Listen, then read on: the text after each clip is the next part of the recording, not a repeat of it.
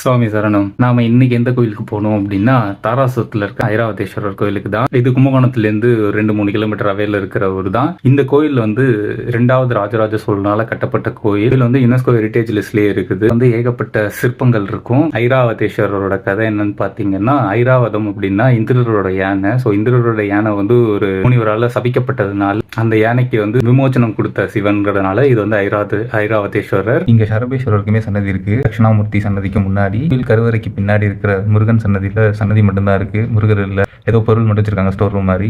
இந்த கோயில் வாசல்லே பாத்தீங்கன்னா மியூசிக்கல் ஸ்டெப்ஸ் இருக்கும். ஸோ இசை படிக்கட்டுகள். ஸோ அதை வந்து குண்டு போட்டு மூடிட்டாங்க. இங்க இருக்க சிற்பங்கள்லாம் நிறைய சிற்பங்கள் வந்துட்டு அழிஞ்சுக்கிட்டே தான் போகுது. 2 உருவங்கள் ஒரே சிற்பத்தில் இருக்கிற மாதிரியான சிற்பங்கள் இங்க நிறையவே இருக்கும். இந்த கோயிலோட கோபுர வாசல் பாத்தீங்கன்னா வந்து உடஞ்சு போயிருக்கும். மேலே ஏறலாம், மேலே இருந்து பார்த்தாலே தெரியும் கோயில். பட் ஆனால் அது வந்து ஃபுல்லா கட்டி முடிக்கிறதுனால கட்டி முடிக்கலையா இல்லை வந்து அது உடஞ்சான்னு தெரியல. கோயிலை சுத்தி வந்து பார்க் மாதிரி இருக்கும், ஒரு டூரிஸ்ட் பிளேஸ் மாதிரி. எல்லாரும் வந்துட்டு அங்கதான் உட்காந்துருப்பாங்க. கோயில் டைம் வந்து நடைய மட்டும் சாத்திடுவாங்க 12-12:30 மணிக்கு. உள்ள வந்து ஓப்பன்ல தான் இருக்கும். அங்க வந்து ஃபுல்லாவே வந்து உட்காந்துருக்கலாம். இந்த கோயிலுக்கு ரொம்ப நாளா போகணும்னு நினைச்சேன். ஒரு வழியா இன்னைக்கு போயிட்டு வந்துட்டோம்.